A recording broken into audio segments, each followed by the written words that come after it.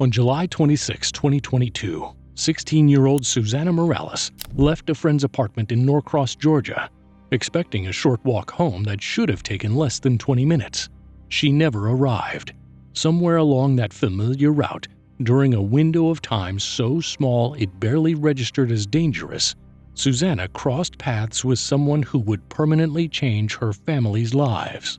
What makes this case so disturbing from the start is how ordinary everything was supposed to be. Hey, cool, man. Appreciate it, bro. Hey, hopefully you find your wallet. It's not actually... Yeah, I know.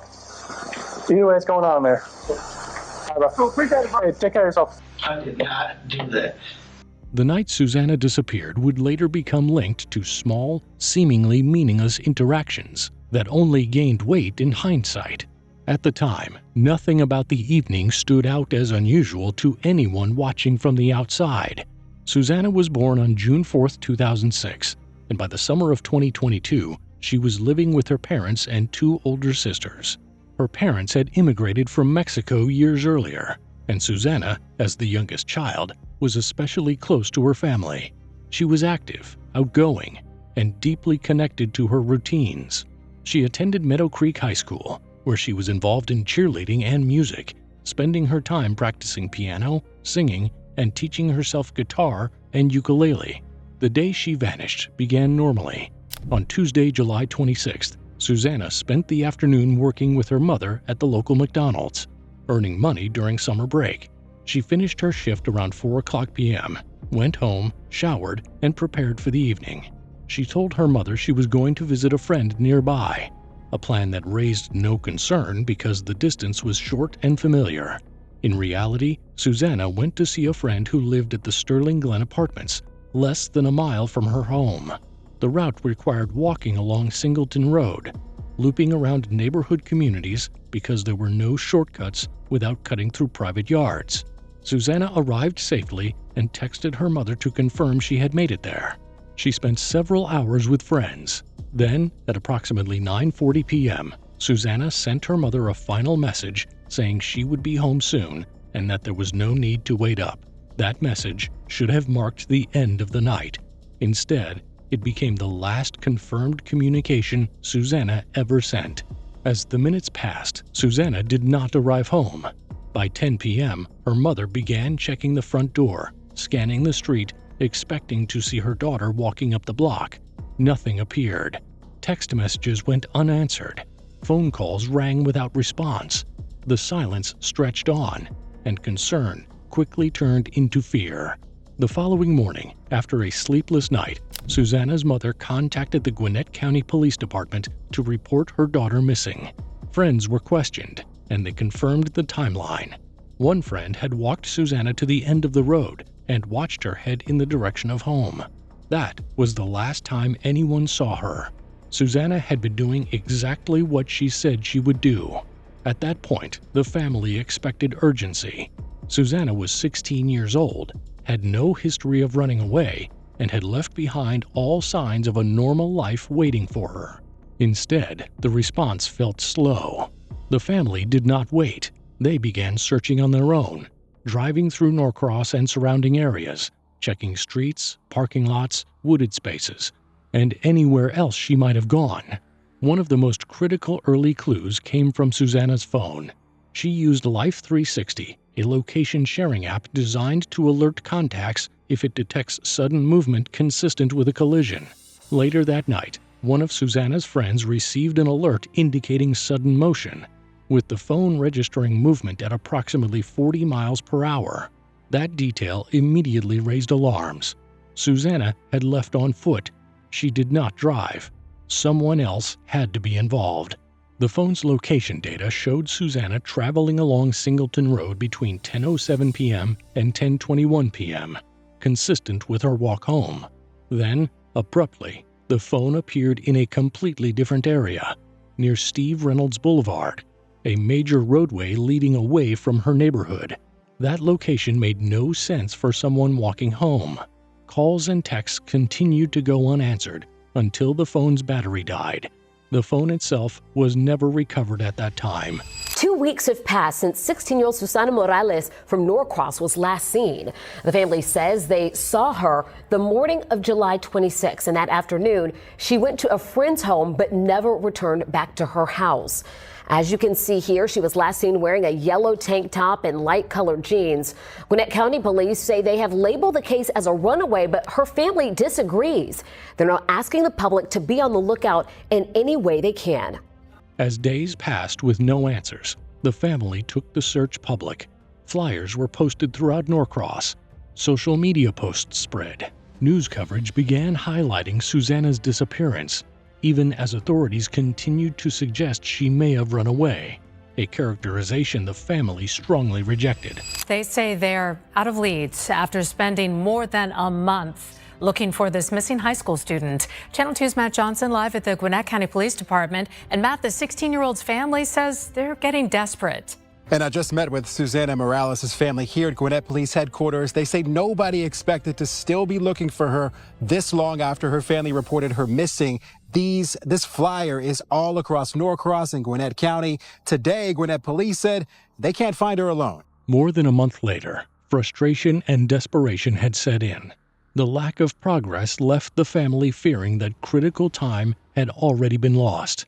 Surveillance footage surfaced showing Susana walking in the direction of home, confirming what was already known, but offering no new clues about what happened next. The area around Norcross is dense with trees, creeks, and access roads that lead deep into isolated spaces. Highways cut through forests, connecting towns and cities across northern Georgia. Susana could have been anywhere. For more than 6 months, no one knew where to look. That question would finally be answered on February 6, 2023, when a chance discovery along a highway outside Dacula, Georgia, would bring the search to a devastating end. On February 6, 2023, more than 6 months after Susana Morales disappeared, a man driving along Highway 316 near Dacula, Georgia, pulled over to clear his head. The area was thick with woods, the kind that looks impenetrable in summer but opens up in winter when the leaves are gone. A narrow trail ran off the side of the road, barely noticeable unless you were looking for it. He decided to walk a short distance into the forest. About 100 yards in, something caught his attention. At first, it did not register as anything specific. Then, it did. What he had stumbled upon were human remains. He immediately contacted authorities. Oh, it's going. How are you doing? I'm good. Just that way, a little walk. It's just a couple 100 yards. Want to show us? Sure. So what brings you out here? Honestly, I just saw the little road on the side of 316. I've just been out piddling and exploring. Kind of reminds me of one of those like mud and trails or something, you know? What do y'all do with something like this? Well, we've got to send it to the medical examiner and figure out who they are. Really? If it is a person, you know. Definitely a person. But, I mean, Yeah, I understand. I mean, 330 someone with a Alpha medical 4. degree is going to have to examine it. Sure. All right, well, I think that's the word. Sure. Officers arrived and followed him into the woods, confirming that what he had found was in fact a deceased person. The area was secured, and the remains were transported to the medical examiner for identification. Through dental records, the remains were identified as Susana Morales. By that point, her body had fully decomposed. Only skeletal remains were left, along with her hair and black painted fingernails. No clothing was found at the scene. She had been left there exposed, deep in the woods, far from where she had disappeared. Because of the condition of her remains, the medical examiner could not determine a definitive cause of death. There were no visible fractures or injuries to the bones that could explain how she died. Still, one thing was undeniable. Susana did not end up there on her own. She did not drive. She had no reason to be in that area. Someone took her there. That discovery answered one question while opening another. Susana had been missing for 6 months, and now her family finally knew where she was. But they still did not know who did this to her, or how. The scene was discovered late in the day, and darkness fell quickly. A more thorough search of the surrounding area did not begin until the following morning. The next day, investigators expanded the search outward from where Susanna's remains were found. That search led to a critical piece of evidence, something no one expected to find in the woods near a teenage girl's body. They found a firearm. It was a Glock 19 9mm handgun, equipped with a flashlight attachment. The discovery immediately raised red flags. There was no evidence Susanna had been shot, but a gun found near human remains is never considered coincidental. Investigators ran the serial number to see if it had been reported stolen or lost. It had, and the timing of that report would change everything. What's up, man? Hey, Mr. Bryant. I'm probably getting slammed. I'm sorry. No, you good? Yeah. Man, so yesterday, I don't know what time, man. I went running around here. I did a bunch of stuff yesterday.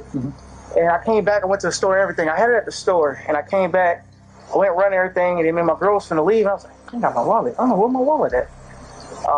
So I can't find my wallet. And then this morning, I worked Doorville. I was getting my dry cleaner. I got to work tonight. And then I looked on my floorboard, and my Glock 19 holster is on the floorboard. And my Glock 19 is always together, you know? Right. So, I hate to say, I think I left my, they ain't smashed the window or nothing. I fucked around, left my door unlocked.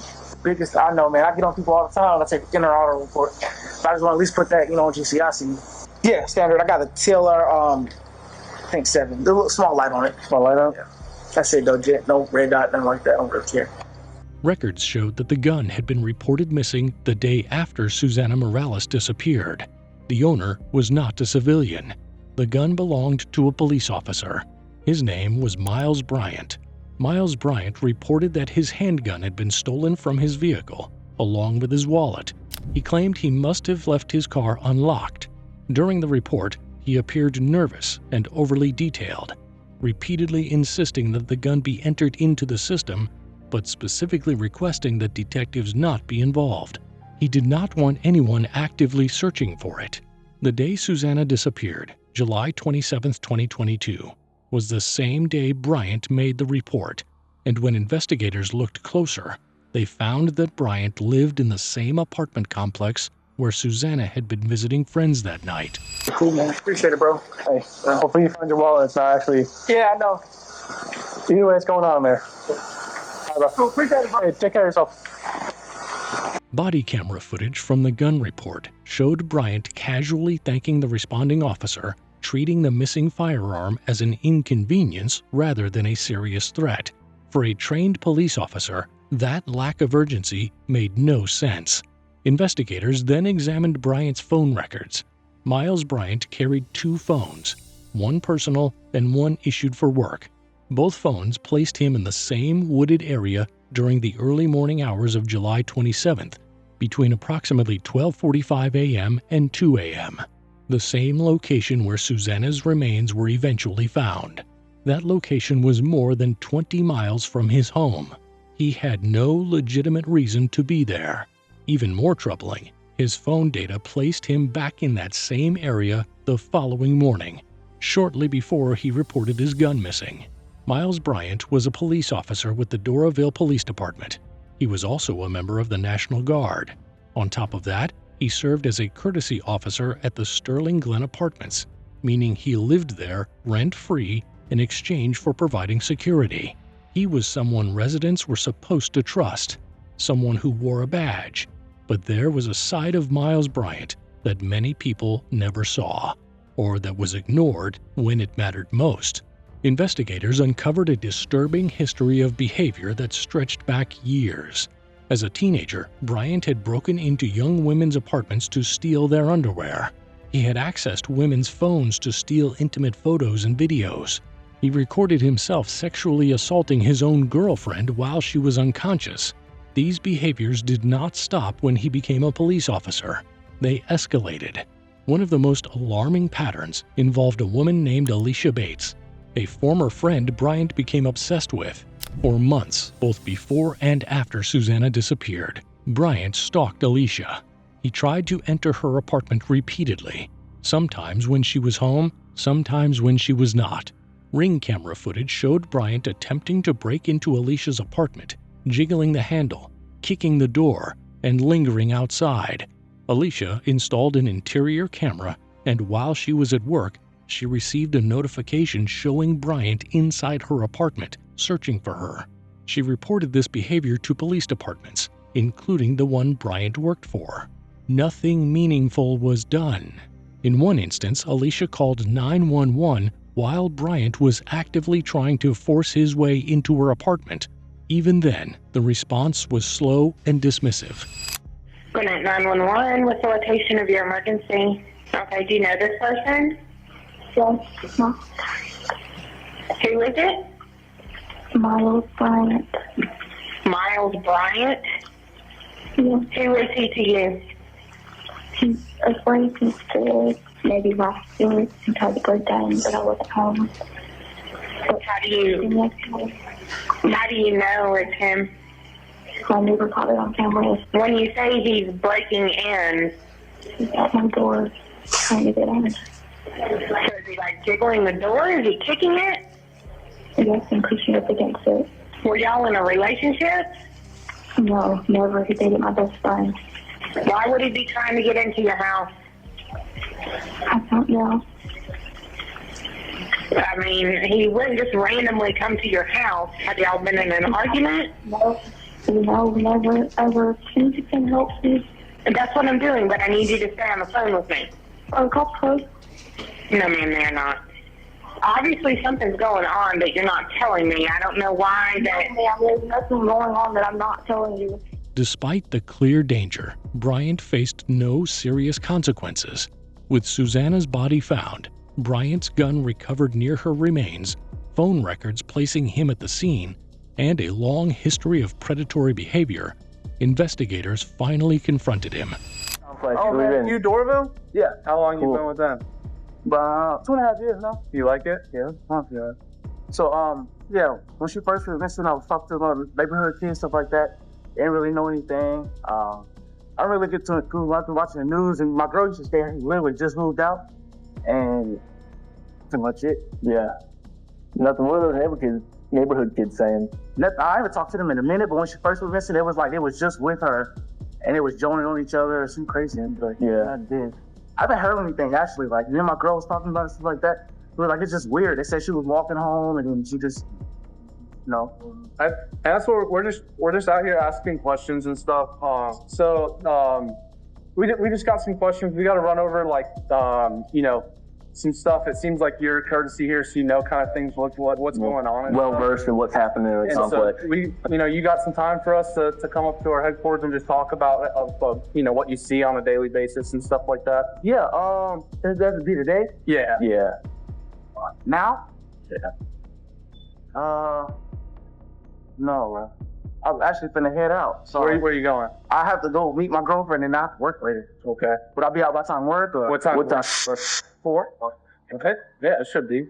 Man, we're literally talking to everyone here, so we're just trying to document we got no leads, man. We're just trying to document everything. That's all we are. Yeah, no problem. Yeah. Okay. You gotta come with y'all? Can I drive there? We'll drive you, man. Yeah, we'll take you up there. Yeah, you don't gotta waste your gas or anything and all that stuff. Yeah. Officers approached Bryant under the pretense of asking routine questions related to his role as a courtesy officer. During the interaction, he appeared visibly shaken. Officers later noted that he was trembling. You got any guns or anything on you right now? No, I don't. Actually. You don't? No. Okay, can I pat you down just to make sure? What's going on, man? You're good. It's our policy, man. We just I know how this road is. Yeah. All right. Yeah, you know how it is. You know that we don't want to get our balls busted with the GDM and everything. All right. Inside the interview room, his story unraveled. I learned that you were the courtesy officer, but I was trying to I was looking up, again, I'm the lead on the Susanna Morales. So I was looking up calls in the area, like suspicious person calls and stuff like that. And I actually saw the next day, someone broke into your car. Yeah. So I'm thinking this is our theory we're working with right now. We're thinking it's probably going to be related because it was kind of the same night. The person who probably did that to you may know something. Basically, my sergeant did confirm, so we did find your gun. Actually, yeah. So that just raises suspicion even more. Not with you, but I think it's the same person who probably, because it wasn't listed as stolen before, but I couldn't figure out who had found it. Mm-hmm. But you watch the news, we found Susanna. But there was actually a gun found out there too. For real? Yeah. and it's the same serial number. He just verified it. It's crazy. I know. Just to confirm, I'm just trying to, you didn't go over where her body was found that night, right? To like in the woods or anything? Mm-hmm. Okay. All right. I don't know where her body was found. And you said you've never seen her? Are you familiar with her at all? I'm just trying to think. They questioned why he had been near the body site. He attempted to explain the phone pings with a story involving an argument with his girlfriend, claiming he drove into the area to get away. That explanation did not match other evidence. I got on the highway and I hauled ass out there. To Beaver Ruin? No, past Beaver Ruin. Past Beaver Ruin? Going up towards Orangeberry. I think, that sounds bad. It is over about 316. When pressed, Bryant continued to deny involvement. Miles. Yes. This is where we're at, okay? And I'm gonna be completely honest with you. Your phone records are there. You make 2 phone calls 3 hours after she's last seen on camera. And your gun is found right there as well with your phone, where those 2 phone calls are placed. Help me out. So, I understand where this is coming from. No, I'm saying, I know you to just help me out a little bit. Yeah. I don't know what you're thinking, but no. Why did you not want detectives involved in your case? What you mean? You told the officer you didn't want detectives to look for your lost gun. Because they got better things to do. I know. How'd you get her in your truck? I didn't put her in my truck. What do you mean? She get on with me? She never got in my truck. Did you offer her a ride back to the apartment complex? No. No, none of that. So you want us to just move forward with the evidence we have? That puts you in jail today. I don't know. I have nothing. We were hoping to come in here today and you were going to give us a good reason on why it's not you. And unfortunately, it's gone the other way for you. So you will be arrested today. I did not do that. Face him out. Investigators laid out the evidence piece by piece. His phone data, his missing gun, the timing, the location. Bryant denied everything. Bryant was charged with malice murder and felony murder, with the underlying felony being kidnapping. Prosecutors argued that Bryant used his position and authority to approach Susanna, likely offering her a ride or forcing her into his vehicle, then driving away at speed while discarding her phone. How she was killed could not be determined, but the circumstances left little doubt she did not die accidentally. At trial in 2024, prosecutors presented a circumstantial case built on digital evidence, behavior patterns, and timing. A jailhouse informant testified about statements Bryant made, suggesting he believed he would not be convicted due to the lack of forensic evidence. There was a conversation brought up one time. He said, someone could get the death penalty for something like this. I said, no, you gotta do something more brutal than that. And he said, so far they only got me charged with this one. He said, so far I'm only charged with one. The defense attempted to introduce alternative explanations, including the possibility of accidental death, but jurors were not convinced. Is there another reasonable theory other than what the state has presented? Is there any evidence of malice in murder, an intent to kill? Is there any evidence of intent to kidnap or kidnapping or of rape? There is not. And based upon the law and the facts of this case, the law compels you and orders you, pursuant to your oath, to enter a verdict of not guilty. After deliberating for just over an hour, the jury returned guilty verdicts on all counts. In June 2024, Miles Bryant was sentenced to life in prison without the possibility of parole. Would you like to say anything? Go ahead. No, you can speak from there. I just want to apologize to everybody and to the victim's family. Sorry, listen. That's it.